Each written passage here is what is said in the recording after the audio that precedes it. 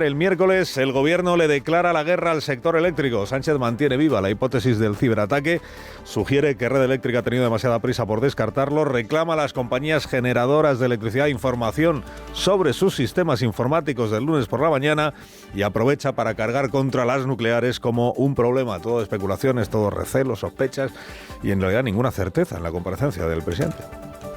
La normalidad ya casi es completa, el transporte ferroviario sigue siendo lo más complicado, lo más retrasado. La oposición pide explicaciones al gobierno, pide comparecencias. El PP europeo ha iniciado su congreso en Valencia sin mazón y con invocación a las autoridades comunitarias para que lleguen hasta el fondo de lo que ha ocurrido con el apagón en España. Y Yolanda Díaz tendrá que esperar. Se aplaza la aprobación del proyecto para topar la jornada laboral que estaba anunciado para esta víspera del 1 de mayo, Día del Trabajo. El gobierno, dividido en casi todo, carece de apoyo parlamentario para sacar este proyecto adelante en el Congreso, como le ocurre con casi todos.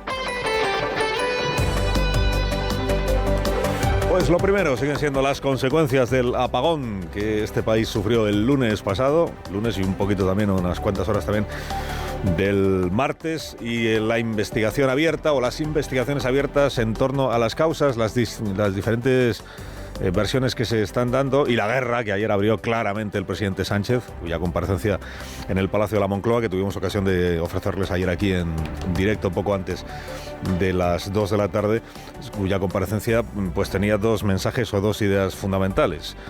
La primera es mantener viva la hipótesis de que se ha producido un ciberataque, porque no hay otra hipótesis mencionada por el presidente. Dice, bueno, hay otras hipótesis y ojalá sean otras, pero ¿cuáles? Si usted solo ha mencionado una. Y la segunda, ir contra las centrales nucleares, como hay quien está aprovechando, digamos, o interpretando que lo del lunes demuestra que no se pueden cerrar las centrales nucleares, puesto que aportan una electricidad, una generación de electricidad más estable o más robusta, que es necesaria para mantener siempre el equilibrio del sistema, frente a quienes están diciendo este episodio demuestra que sería un disparate cerrar las nucleares en nuestro país. El gobierno, como tiene decidido el calendario de cierre de las centrales, sale a decir que nada de eso es, o sea, que no me aprovechen este episodio para defender las nucleares y que no cambia la hoja de ruta del gobierno. Llegó a decir el presidente que las nucleares son un problema. Ahora escuchamos esos dos pasajes. Lo primero, quizá lo más llamativo, porque Red Eléctrica había comparecido apenas unas horas antes para descartar que se hubiera producido un ciberataque. Red Eléctrica lo que tiene dicho, que tampoco Red Eléctrica ha concretado todavía exactamente qué es lo que causó el apagón. Red Eléctrica lo que está sugiriendo es que centrales fotovoltaicas, o sea, empresas propietarias de centrales que aportan energía solar al conjunto del sistema y que en la mañana del lunes estaban aportando nada menos que 11 gigavatios, creo, de energía solar o energía fotovoltaica, que esas centrales en dos momentos, en apenas 5 segundos, en dos momentos y en el suroeste de nuestro país, pues dejaron de aportar al sistema. Se está diciendo que se apagaron las centrales, que dejaron de funcionar. Pues sí, eso es lo que está sugiriendo, aunque no lo esté diciendo, está sugiriendo. Se produjo una caída de la generación, probablemente de centrales fotovoltaicas. Esto es lo que dice Red Eléctrica. Lo que pasa es que no alcanza a explicar a qué se debe ese supuesto parón, si usted quiere, de las centrales fotovoltaicas, que por otra parte la patronal de las fotovoltaicas desmiente o niega. Dice que no se pueden desconectar o apagar las centrales por su cuenta, que eso solo lo puede decidir Red Eléctrica Española. Esa es una de las discrepancias, digamos, que siguen vivas en todo este asunto de qué es lo que exactamente sucedió. Pero lo que sí descartó ayer Red Eléctrica es que el origen de esa parada o de esa caída de la generación eléctrica fuera un ciberataque, y lo llamativo fue que apenas un par de horas después compareció el presidente del gobierno para decir justamente lo contrario, que no cabe descartar que el ciberataque se haya producido. Ni descarto ni señalo. El Centro Criptológico Nacional, también, lógicamente, el INCIBE, están trabajando conjuntamente para tener esos datos y hacer su análisis. Y ojalá, espero, que efectivamente sea ese el diagnóstico. No lo pongo en cuestión, simplemente digo que nosotros vamos a hacer nuestro análisis de la situación, no solamente en las redes de transporte, sino también en la generación. También en la generación, ¿qué significa? Que el presidente está señalando los sistemas informáticos, no ya de Red Eléctrica Española, que es quien se encarga de equilibrar la oferta y la demanda en el sistema eléctrico y de garantizar la distribución. Es como el transportista de la electricidad en nuestro país, no ya el sistema informático o el posible ciberataque a Red Eléctrica Española, sino a los generadores, es decir, a las empresas o a las centrales fotovoltaicas que estaban proporcionando electricidad en ese momento, que si hubiera podido producir un ciberataque, pues qué te digo yo, a una Endesa o a una Iberdrola o a una Acciona o a un Naturgy. Estas empresas, pues lo que están diciendo es nosotros plena transparencia y lo que usted quiera, pero vamos, que el presidente alimenta la hipótesis sin que nadie más de los actores interesados, digamos, o como prefiere decir el presidente, de los operadores privados, nadie más secunde de momento esa posibilidad. En situación complicada pues queda Beatriz Corredor, presidenta de Red Eléctrica, que además a día de hoy todavía no se ha manifestado públicamente, lo cual es una circunstancia bastante llamativa, como lo es que no quieran hablar públicamente los responsables o los directivos de las empresas eléctricas propietarias de esas centrales fotovoltaicas. Digo que las investigaciones que ha anunciado el presidente, que incluyen al Centro Criptológico Nacional, al INCIBE, al Centro Nacional de Inteligencia, Red Eléctrica tiene dicho que con la asistencia del CNI y del INCIBE ha llegado a la conclusión de que ellos no han sufrido ningún ciberataque, a pesar de que al presidente le moleste que se dé como firme ya esa conclusión, porque él dice no pongo en duda y no pone en duda, pero a la vez encarga una investigación propia y no da por aceptable la conclusión a la que ha llegado Red Eléctrica, para entendernos, ¿no? Lo de las nucleares. Claro, hay un debate en España que es un debate eterno, que nos acompaña desde hace tiempo, que es el de nucleares y nucleares no, para simplificarlo mucho. Pero que además es un debate que se ha calentado, digamos, en los últimos meses, porque está aprobado el plan de cierre de las centrales nucleares por el Gobierno de España, con el año en el que cada central tiene que dejar de funcionar y desmantelarse, procederá al desmantelamiento, con la central de Almaraz, por ejemplo, que es una de las que mayor oposición al cierre ha generado en el ámbito político, en Extremadura, pero con todas las demás también que tienen alguna resistencia, no solo por parte de las compañías propietarias, sino de los responsables políticos de los lugares que económicamente se nutren, digamos, de los recursos que proporcionan las centrales nucleares. Y en ese debate, claro, un episodio como este del apagón, pues adquiere un enorme protagonismo, tanto para los partidarios de las nucleares como para los contrarios a las nucleares. El gobierno no cambia de hoja de ruta, al menos de momento, conociendo a Sánchez, cualquier cosa puede pasar, de momento no cambia, y por eso ayer aprovecha el presidente Sánchez para incidir en este asunto de las centrales nucleares. Y dice él que frente a quienes están sosteniendo que con una mayor aportación de energía de la energía nuclear y de las energías tradicionales, digamos,